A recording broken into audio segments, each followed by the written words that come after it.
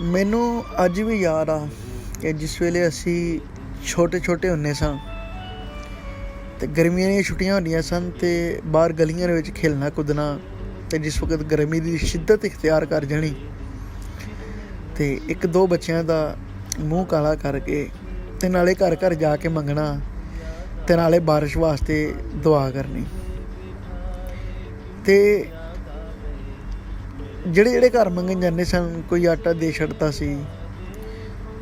ਕੋਈ ਪੈਸੇ ਦੇ ਛੱਡਦਾ ਸੀ, ਫਿਰ ਉਹਦੇ ਪਕੌੜੇ ਜਾਂ ਹਲਵਾ ਬਣਾ ਕੇ ਨਾ ਅਤੇ ਬਾਰਿਸ਼ ਆਉਣ ਤੋਂ ਬਾਅਦ ਵੰਡਦੇ ਸੀ। ਅਤੇ ਇੱਕ ਐਸਾ ਇਤਮਾਦ ਅਤੇ ਯਕੀਨ ਹੁੰਦਾ ਸੀ ਕਿ ਇਸ ਯਕੀਨ ਦੇ ਨਾਲ ਜਾਂਦੇ ਸੀ ਔਰ ਲੋਕ ਵੀ ਉਹਨਾਂ ਬੱਚਿਆਂ ਨੂੰ ਹੱਸਦੇ ਖੁਸ਼ ਹੋ ਕੇ ਕੁਛ ਨਾ ਕੁਛ ਦੇ ਛੱਡਦੇ ਸਨ ਕਿ ਬਾਰਿਸ਼ ਹੋਊ। ਅਤੇ ਬੱਚੇ ਅੱਗੇ ਮੰਗਦੇ ਹੁੰਦੇ ਸਨ ਅਤੇ ਪਿੱਛੇ ਬਾਕੀ ਸਾਰੇ ਗਲੀ ਦੇ ਬੱਚੇ ਰੌਲਾ ਪਾਉਂਦੇ ਹੁੰਦੇ ਸਨ ਕਿ ਕਾਲੀਆਂ ਇੱਟਾਂ ਕਾਲੇ ਰੋਡ ਮੀਂਹ ਵਰਸਾ ਦੇ ਜ਼ੋਰੋ ਜ਼ੋਰ, ਕਾਲੀਆਂ ਇੱਟਾਂ ਕਾਲੇ ਰੋਡ ਮੀਂਹ ਵਰਸਾ ਦੇ ਜ਼ੋਰੋ ਜ਼ੋਰ,